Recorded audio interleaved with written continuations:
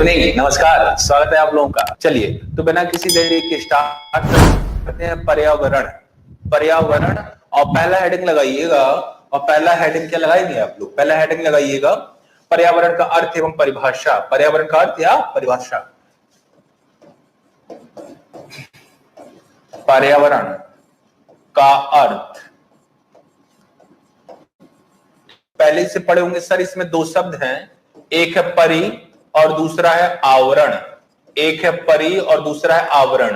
परि का मतलब सर चारों ओर होता है, चारों ओर, और आवरण का मतलब होता है ढका हुआ या घेरे हुए, ढका हुआ। तो जो हमें चारों ओर से घेरे हुए है या जो हमें चारों ओर से ढके हुए है उसको हम पर्यावरण कहते हैं। बोलो भाई, यही डेफिनेशन पढ़े हैं आप लोग? नहीं, वेट नहीं करवाए बाबू, नहीं इंतजार नहीं करवाएंगे आप लोगों को। बारिश हो रही है, मैं अपना रेनकोट लेके आया हूं, ठीक है ना। चलिएगा, चलिए। हाँ, काफी लेट हो गए, बारिश हो रही है और यहाँ पर आ गया था, फिर लगाने में थोड़ी समस्या हुई। चलिए, पर्यावरण। पर्यावरण का अर्थ परि प्लस आवरण। तो देखिएगा यहाँ पर हम लोगों ने एक डेफिनेशन जानी कि जो हमें चारों ओर से ढके हुए उसको हम पर्यावरण कहते हैं। ये अधूरा है, थोड़ा सा ये अधूरा है। क्या हमें चारों ओर से ढके हुए? बताइएगा। मैं ऐसा खड़ा हूं, अगर मेरे चारों ओर एक बकेट या एक ब्लैंकेट डाल देते हैं आप, हमें एक बकेट से ढक दीजिएगा। एक बड़ा सा बाल्टा लाइएगा जिसको बकेट बोलते हैं, इसको हमें ढक दीजिएगा, तो हम उससे चारों ओर से ढक जाएंगे। तो क्या इसको हम अपना पर्यावरण बोल देंगे? नहीं। जिस क्लासरूम में मैं आपकी क्लास ले रहा हूं, इस क्लासरूम में 4 दीवारी हैं, 1 2 3 4, ऊपर एक छत है। तो एक क्लासरूम मुझे चारों ओर से कवर किए हुए है, चारों ओर से ढके हुए है। तो क्या एक क्लासरूम मेरा पर्यावरण कहलाएगा? ये मेरा पर्यावरण नहीं कहलाएगा। इसको मैं थोड़ा चेंज करता हूं और चेंज करने के बाद एक डेफिनेशन लिखता हूं। पर्यावरण में 2 घटक होते हैं। एक घटक का नाम है जैविक घटक। एक घटक का नाम जैविक घटक। जैविक घटक जिनमें श्वसन की प्रक्रिया होती हो, जो सांस लेते हो, उनको हम जैविक घटक कहते हैं। और जैविक घटक के अंतर्गत क्या आता है? तो जैविक घटक के अंतर्गत पेड़ पौधे, जैविक घटक के अंतर्गत पेड़ पौधे या जीव जंतु शामिल है। पेड़ पौधे और कौन शामिल है? पेड़ पौधे और जीव जंतु। क्या शामिल है? तो पेड़ पौधे और जीव जंतु शामिल है इसके अंतर्गत, ठीक है ना। और एक घटक होता है जिसका नाम होता है अजैविक घटक। एक घटक है जिसका नाम है अजैविक घटक, और इस अजैविक घटक के अंतर्गत मृदा है, जल है, वायु, ये सारी चीजें होती हैं। अब नई डेफिनेशन, जैविक और अजैविक घटकों से मिलकर, जैविक और अजैविक घटकों से मिलकर निर्मित वातावरण। नई डेफिनेशन, जैविक एवं अजैविक घटकों से मिलकर वातावरण जो हमें चारों ओर से ढके हुए हैं या जो हमें चारों ओर से घेरे हुए हैं, उस वातावरण को ही हम पर्यावरण कहते हैं। उस वातावरण को ही हम क्या कहते हैं? तो उस वातावरण को ही हम पर्यावरण कहते हैं। क्या कहते हैं? पर्यावरण।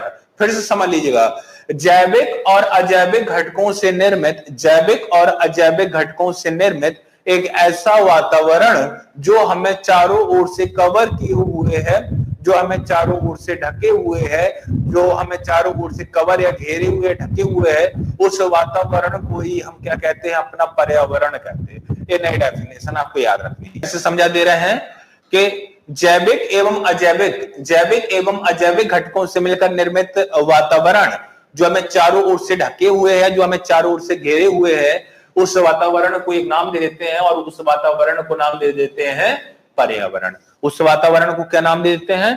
तो उस वातावरण को नाम दे देते हैं पर्यावरण। यानी जैविक और अजैविक घटकों से निर्मित एक ऐसी संरचना, जैविक और अजैविक घटकों से निर्मित एक ऐसी संरचना जो हमें चारों ओर से कवर, जो हमें चारों ओर से घेरे हुए है, उस संरचना को हम अपना पर्यावरण कहें। चलिए, अब ये तो हमारा पर्यावरण हो गया।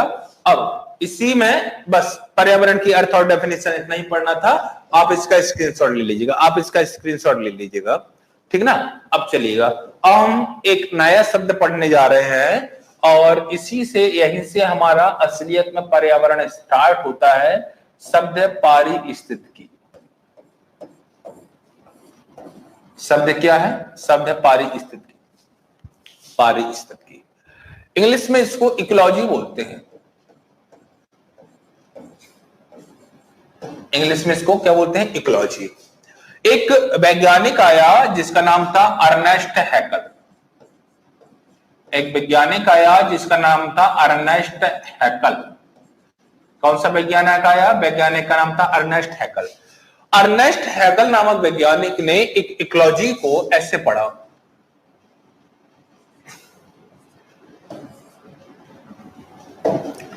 अर्नेस्ट हैकल नाम का जो प्राणी विज्ञान आया, OIKOLIES, ओइकोलीज, उसने ऐसे जाना जिसमें OIKO का अर्थ होता है घर और LIES का अर्थ होता है निवास। घर और निवास, अच्छे समझिएगा, थोड़ा डिफिकल्ट है लेकिन मैं समझा दूंगा। अभी बताइए घर में कौन रहता है? जैविक घटक या जैविक घटक? तो घर में रहते हैं हमारे जैविक घटक। घर में कौन रहते हैं? तो घर में हमारे जैविक घटक पाए जाएंगे। यानी जैविक घटकों में कौन पाया जाएगा? पेड़ पौधे। जैविक घटकों में कौन पाया जाएगा? पेड़ पौधे या जीव जंतु।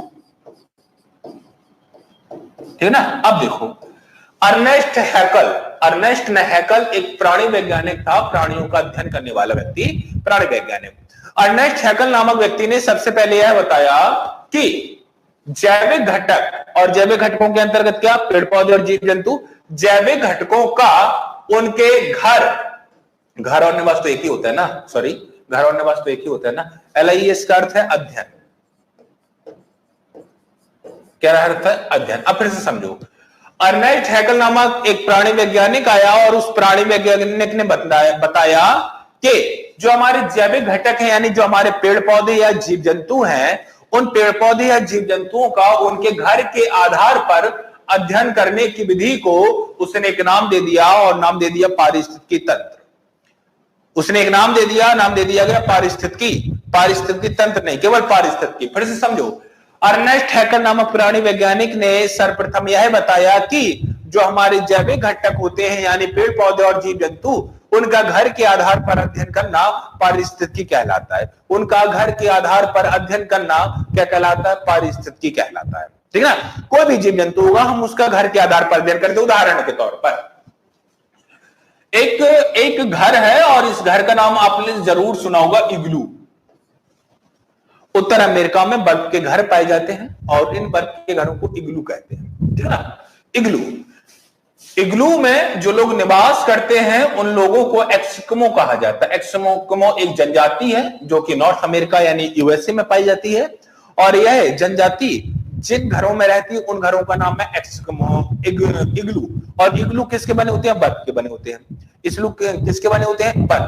तो अगर मैंने इग्लू कहा, अच्छे समझिएगा, अगर मैंने इग्लू कहा तो इग्लू क्या है? इग्लू घर है। अगर हमने इग्लू कहा तो इग्लू एक घर है, और जैसे ही मैंने इग्लू कहा आपसे, आपके दिमाग में क्वेश्चन आएगा, सर इस इग्लू में रहता कौन है? तो बाबू इस इग्लू में एस्किमो रहता है। अगर मैंने इग्लू कहा तो आपके दिमाग में आया कि आखिर इसमें रहेगा कौन? इसमें एस्किमो नामक जनजाति पाई जाती है। अब हम इन जनजातियों का अध्ययन करेंगे, तो इन जनजातियों का अध्ययन हम करेंगे कि आखिर ये जनजातियां घरों में क्यों पाई जाती हैं। भाई बर्फ का घर तो छोटा होगा, तो इनका आकार भी अपेक्षाकृत बहुत छोटा होगा, और यही उन बर्फ के घरों में रहेंगे, तो हम अध्ययन करेंगे कि आखिर ये बर्फ में क्यों पाई जाएंगी, या बर्फ में ही ये क्यों निवास करते हैं। बर्फ तो बहुत ठंडी होती है। चलिए दूसरा देख लीजिएगा। दूसरा उदाहरण के तौर पर मैं दूसरी बात समझाता हूं आपको। दूसरी शब्द शैवाल। मैंने एक शब्द बोला शैवाल। शैवाल एक जलीय वनस्पति है जो कहां पर पाई जाती है? पानी में पाई जाएगी। अब इसका घर कहां होगा बाबू? शैवाल का घर पानी। और पानी कहां पाया जाएगा? समुद्र में, महासागरों में, खाड़ियों में पाया जाता है। तो हमारे दिमाग में आया शैवाल, और दूसरा क्वेश्चन आया शैवाल का घर कहां है? समुद्र। तो शैवाल का अध्ययन करेंगे समुद्र के आधार पर, यानी शैवाल का घर कौन सा? समुद्र। हम अध्ययन करेंगे इस बात का कि आखिर शैवाल के अंदर ऐसी क्या विशेषताएं पाई जाती हैं जो बर्फ में पैदा होता है, ये बर्फ में ही रहता है। जैसे एक मछली, एक जानवर है मछली। अब बताइएगा मछली, और अगर हमने कहा मछली तो आपके दिमाग में तुरंत एक शब्द आएगा, मछली जल की रानी है। मछली कहां पर रहती है? मछली जल में रहती है। तो मछली का घर क्या हुआ? मछली का घर हुआ जल। और आप ये भी जानते हैं कि मछली सांस लेती है और मछली सांस अपने गलफड़ों से ले रहती है। तो आखिर हम उसमें अध्ययन करेंगे कि आखिर मछली गलफड़ों से सांस क्यों लेती है, और दूसरा अध्ययन इस बात का करेंगे आखिर मछली पानी में ही क्यों जीवित रह सकती है, अन्य जगह पे जीवित क्यों नहीं रह सकती। और पानी मछली का क्या, पानी मछली का घर। तो कोई भी जीव जंतु या कोई भी पेड़ पौधा हो या कोई भी मानव हो, उसका हम अध्ययन करते हैं उसके घर के आधार पर, उसके निवास स्थान के आधार पर। इस बात को कहा अर्नेस्ट हैकल ने, और अर्नेस्ट हैकल ने कहा यदि किसी जीव जंतु या पेड़ पौधे का हम उसके घर के आधार पर अध्ययन करेंगे तो इस अध्ययन को हम पारिस्थितिकी कहेंगे। क्या कहेंगे?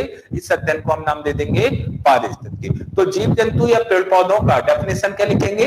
जीव जंतु या पेड़ पौधों का उनके घर के आधार पर अध्ययन करना पारिस्थितिकी कहलाता है। क्या कहलाता है? पारिस्थितिकी कहलाता है। आवाज भी क्लियर नहीं आ रही है? हाँ, क्या कहलाता है? शैवाल। ठीक ना? चलिए माइक को नीचे लगा लेते हैं, थोड़ा सा एसी थोड़ा और स्लो कर लेते हैं।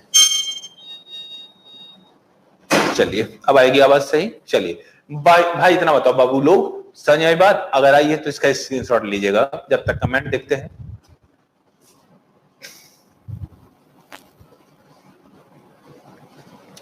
चलिए आवाज आ रही है ना? चलिए समझ गए ना? हाँ, तो किसी भी जीव जंतु या किसी भी पेड़ पौधे का उसके घर के आधार पर अध्ययन, उसके घर के आधार पर अध्ययन क्या कहलाता है? उसके घर के आधार पर अध्ययन कहलाता है क्या? उसके घर के आधार पर अध्ययन कहलाता है पारिस्थितिकी। क्या अध्ययन कहलाता है? तो उसके घर के आधार पर अगर हम उसका अध्ययन करते हैं तो उसका अर्थ होगा पारिस्थितिकी। बोलिए बात समझ में आई इतनी? यस सर, आ रही है, आ गई ना? चलिए इकोलॉजी। हाँ, अब एक नया शब्द, और नए शब्द का नाम क्या है? तो जो नया शब्द आपके सामने हम लेके आ रहे हैं उस नए शब्द का नाम है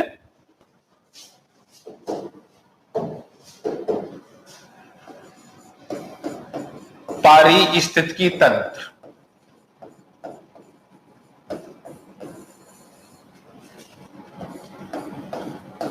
अब यहां पर हमने एक और शब्द, पारिस्थितिकी तो पहले भी था, हमने यहां पर एक नया शब्द जोड़ा, और नया शब्द जोड़ा क्या? नया शब्द जोड़ा हमने तंत्र। हमें समझना ये पारिस्थितिकी तंत्र क्या होता है। पारिस्थितिकी तंत्र, पारिस्थितिकी के दो घटक होते हैं। एक घटक का नाम जैविक घटक और दूसरे घटक का नाम अजैविक घटक। जैविक घटक और कौन सा घटक? तो एक जैविक घटक और दूसरा अजैविक घटक। एक जैविक घटक हो गया और दूसरा अजैविक। जैविक घटक में अभी बताए थे हम आपको, जैविक घटक में क्या आएंगे? जीव जंतु, और क्या आते हैं? तो पेड़ पौधे। जीव जंतु और क्या आते हैं? जीव जंतु और पेड़ पौधे। और अजैविक घटक में क्या आएंगे? तो अजैविक घटक में मृदा है, और मृदा कहां पाई जाती है? तो स्थल मंडल हो गया हमारा, ठीक है ना? हमारा जल है, और जल कहां पाया जाता है? तो जल हमारा कहां पाया जाता है? जलमंडल में, जलमंडल में। और हमारी वायु होती है, और वायु कहां पाई जाती है? तो वायु पाई जाती है हमारी वायुमंडल में। अगर बात करें स्थल मंडल की, तो संपूर्ण पृथ्वी पर स्थल मंडल कितने प्रतिशत भाग में पाए जाते हैं? 21%। और जलमंडल कितने भाग में पाए जाएंगे? तो जलमंडल 79, ठीक है ना? यानी संपूर्ण धरातल के लगभग 3/4 भाग पर समुद्र है यानी पानी है, और 1/4 भाग पर धरातल है जहां पर हम लोग निवास करते हैं, जो हमारे महाद्वीप है। बोलो ठीक है? चलिए, जीव जंतु पेड़ पौधे हो गए, ठीक ना? जैविक घटक में जीव जंतु हो जाएंगे और पेड़ पौधे हो जाएंगे। अब पारिस्थितिकी तंत्र, पारिस्थितिकी तंत्र की व्याख्या जिस वैज्ञानिक ने की, उस वैज्ञानिक का नाम A.G. टांसले। क्या नाम था? A.G. Tansley. A.G. Tansley. A.G. Tansley नामक वैज्ञानिक ने कहा कि जो ये जैविक घटक होते हैं ना, इन जैविक घटकों का अजैविक घटकों से न केवल संबंध होता है बल्कि अजैविक घटकों से इनका अंतर संबंध होता है। तो जैविक घटकों का अजैविक घटकों से अंतर संबंध होता है, इस बात को जिस वैज्ञानिक ने कहा उसका नाम था अर्नेस्ट हैकल, और अर्नेस्ट हैकल ने अपनी संकल्पना को नाम दे दिया गया पारिस्थितिकी तंत्र। क्या नाम दिया? तो इस संकल्पना को उसने नाम दिया पारिस्थितिकी तंत्र। तंत्र क्या है? पारिस्थितिकी तंत्र क्या है? तो जैविक और अजैविक घटकों का जो अंतर संबंध होता है, उस अंतर संबंध का अध्ययन करना ही पारिस्थितिकी तंत्र कहलाता है। ठीक ना? अब कैसे अंतर संबंध होता है हमको ये समझना है। चलिए हम समझते हैं और बड़े नॉर्मली से समझते हैं, बिल्कुल स्लोली स्लोली हम लोग समझ लेंगे। देखिएगा, जैसे कि हम एक जैविक घटक लेते हैं। एक जैविक घटक के रूप में हमने लिया पेड़ पौधा। कोई भी पेड़ होगा या कोई भी पौधा होगा। ये पेड़ पौधे का विकास तभी होगा जब इस पेड़ पौधे के बीज को हम कहां पर डालेंगे? मृदा में। कहां पर डालेंगे? मृदा। तो बताइएगा, पेड़ पौधे का मृदा से संबंध है या नहीं है? बिल्कुल है, पेड़ पौधे का मृदा से संबंध होगा। चलिएगा, अब इस पेड़ पौधे का विकास तभी होगा जब इस पेड़ पौधे को पर्याप्त मात्रा में क्या दिया जाएगा? इस पेड़ पौधे को पर्याप्त मात्रा में जल दिया जाएगा, और वही जल पौधे में डाला जाएगा या मृदा में डाला जाएगा? तो जल कहां डाला जाएगा? मृदा में डाला जाएगा। इस पेड़ पौधे का विकास तभी संभव है जब इस पेड़ पौधे में एक प्रक्रिया होगी, और उस प्रक्रिया का नाम है प्रकाश संश्लेषण। तभी इसका विकास होगा, तभी इसमें भोजन का निर्माण होगा। और आप जानते हैं कि प्रकाश संश्लेषण की क्रिया जो होती है, फॉर्मूला ये होता है 6CO2 + 12H2O।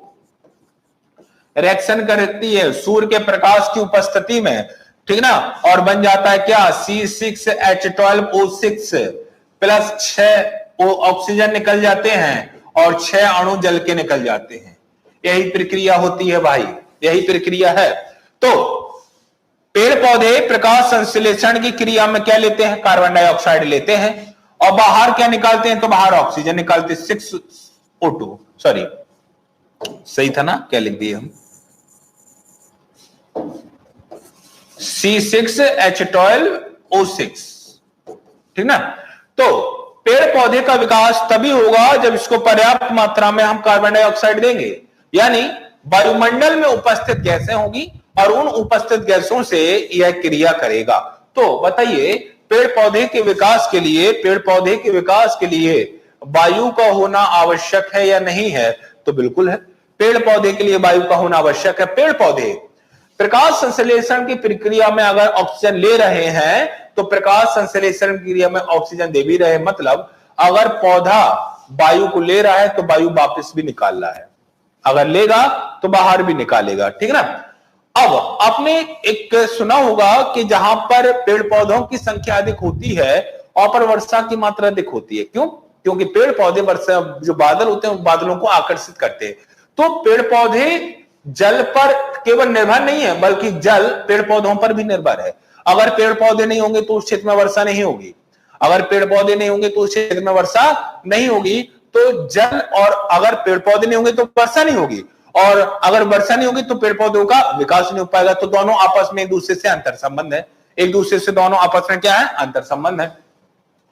आप बताइएगा, अगर आपके पास एक खेत है, इस खेत में अगर आप लगातार प्रत्येक वर्ष गेहूं की फसल ही उगाते हैं तो क्या आपको क्या पर्याप्त मात्रा में उपज मिल पाएगी? लगातार अगर आप एक ही फसल को बोते जा रहे हैं, लगातार एक ही फसल को बोते जा रहे हैं, फसलों का जो चक्रीकरण है उसको चेंज नहीं कर रहे हैं, बल्कि फसलों को ऐसा होना चाहिए, अगर इस बार गेहूं है तो अगली बार मसूर, अगर मसूर है तो फिर चना, ऐसा कुछ होना चाहिए।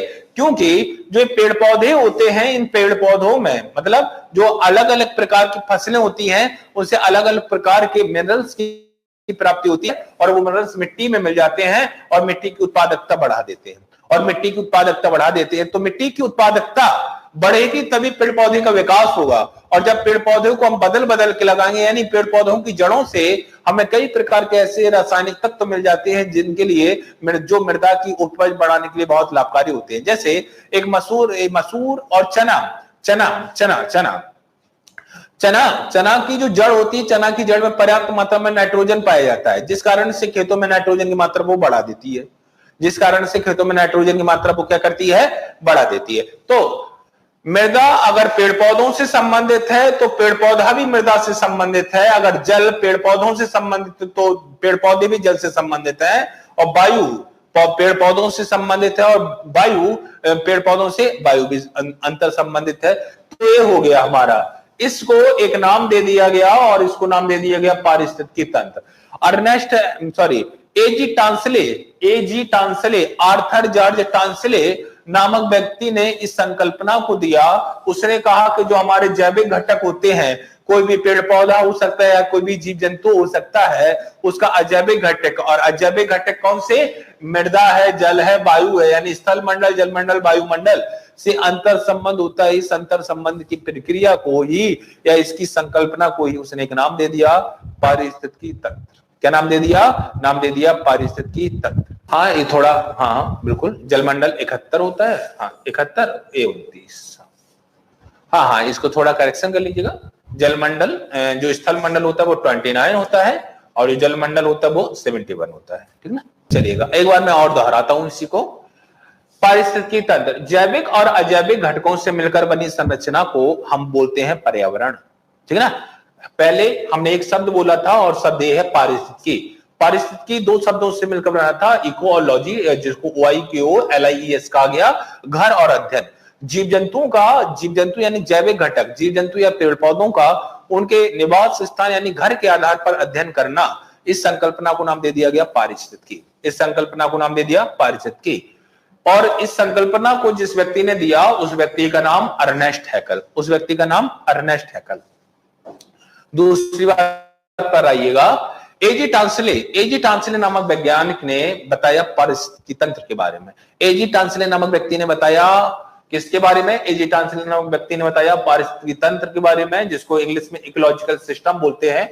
उसने बताया कि पारिस्थितिकी तंत्र के दो घटक होते हैं, एक जैविक घटक होता है और एक अजैविक। जैविक घटकों के अंतर्गत उसने प्लांट्स और क्रीचर्स यानी जीव जंतु और पेड़ पौधों को शामिल किया, जबकि अजैविक घटकों में सॉइल, वाटर और एयर को शामिल किया। स्थल मंडल का जो रेशियो है वो 29 है, और जल का जो जलमंडल का रेशियो वो 71 है, 71% प्रतिशत, ठीक है ना। तो एजी टांसले ने पारिस्थितिकी तंत्र की संकल्पना या पारिस्थितिकी तंत्र का सिद्धांत इस प्रकार दिया, और उसने कहा कि जो हमारे जैविक घटक होते हैं और जो हमारे अजैविक घटक होते हैं, जो हमारे जैविक घटक होते हैं, जो हमारे अजैविक घटक होते हैं, वो दोनों आपस में इंटर रिलेटेड होते हैं, आंतरिक संबंध होता है या अंतर संबंधित होते हैं। एक बिना दूसरे के जीवित नहीं रह सकता। अगर केवल मिट्टी है तो मिट्टी का कोई यूज नहीं है जब तक उसमें पौधा ना उगे, और मिट्टी तभी उपजाऊ बन सकती है जब उसमें जल आए। तो ऐसी बात नहीं है, ये भी एक दूसरे से अंतर संबंधित है। जैविक घटक, अजैविक घटक भी एक दूसरे से अंतर संबंधित है। भाई जल आएगा तभी मिट्टी से उत्पादन होगा, जल आएगा, और जल तभी बनेगा जब बाष्पीकरण की प्रक्रिया होगी। बाष्पीकरण यानी जलवाष्प का निर्माण होगा। जलवाष्प क्या है? वायु है। और वायु कहां पाई जाएगी? तो वायु मृदा में पाई जाएगी, यानी मृदा कहां पाई जाएगी? स्थल मंडल। तो जल कहां पाया जाएगा? तो जल कहां पाया जाएगा? स्थल मंडल। और जल की वर्षा, जल से वर्षा तभी होगी जब बाष्पीकरण की प्रक्रिया होगी, और बाष्पीकरण की प्रक्रिया में क्या होगा? जलवाष्प का निर्माण होगा। अब जब ये वायु है तो वायु का जल से भी संबंध है, वायु होगी तो वायु से जो पेड़ पौधे हैं, जो मृदा है, उसका भी विकास होगा, और जल से भी होगा। तो उसने कहा कि जो जैविक घटक है उनका अजैविक घटक है, उनका आपस में भी अंतर संबंध होता है। और उसने ये भी कहा है कि जो जैविक घटक होते हैं और जो अजैविक घटक हैं वो एक दूसरे से अंतर संबंधित होते हैं, इंटर रिलेटेड होते हैं, आंतरिक संबंध होता है। किस प्रकार होता है तो मैंने आपको समझा दिया। बोलिए भाई, इतनी बात समझ में आई? तो आज हमने आपको 3 चीजें सिखाई। पर्यावरण की सही डेफिनेशन, पारिस्थितिकी क्या है और पारिस्थितिकी तंत्र क्या है। आपको दोनों याद रखना। पारिस्थितिकी आ जाए तो पारिस्थितिकी का जनक कौन है? पारिस्थितिकी का जनक कौन है? तो पारिस्थितिकी का जनक अर्नेस्ट हैकल। और पारिस्थितिकी तंत्र का जनक पूछा जाए, एजी टांसले। पारिस्थितिकी तंत्र में क्या होता है? जैविक और अजैविक घटक आपस में इंटर रिलेटेड होते हैं, आंतरिक संबंध होते हैं। और पारिस्थितिकी में क्या होता है कि जो जैविक घटक होते हैं उनका हम घर के आधार पर क्या करते हैं, अध्ययन करते हैं। घर के आधार पर क्या करते हैं, हम उनका अध्ययन करते हैं, ठीक है ना। चलिए, तो आज मैं यही रखता हूं। आज हम लोगों ने पर्यावरण का अर्थ, पर्यावरण, हम लोग आराम से चलेंगे, कोई जल्दबाजी नहीं है। 30-35 मिनट की क्लास में डेली लूंगा। आज तो लेट हो गया था, ठीक ना। आप 8 बजे रहा है, आप भी जाइए, मैं भी जा रहा हूँ। कल मिलते हैं, और बारिश नहीं हुई तो पहले ही आ जाऊंगा, ठीक ना। चलिए, तो आज इतने रख रहे हैं। कमेंट जरूर कीजिएगा, बताइएगा क्या समस्या, उसका यथाशीघ्र मैं जल्दी से जल्दी, संभव से संभव मैं आपका उसको सॉल्व करने की कोशिश करूंगा। कमेंट जरूर कीजिएगा। कमेंट आपके हम लोगों के लिए बेहद महत्वपूर्ण होते हैं। और कमेंट में कभी भी मत लिखिएगा सारा बहुत अच्छा पढ़ाते हैं, मैं जानता हूँ मैं जानता हूँ कि यहाँ पर जो भी मैं क्या, यहाँ पर जो भी टीचर है सभी अच्छा पढ़ाते हैं, ठीक ना। तो ये मत लिखिए सर आप अच्छा पढ़ाते हैं, बेल्डन सर आपकी मुस्कुराहट अच्छी है, ये सब मत लिखिएगा। आपकी समस्या क्या है ये जरूर लिखिएगा। आपको समझ में आया या नहीं समझ में आया ये जरूर लिखिएगा, ठीक ना। तो आज की क्लास को यहीं रखते हैं। Good night Babu, good night, should dream.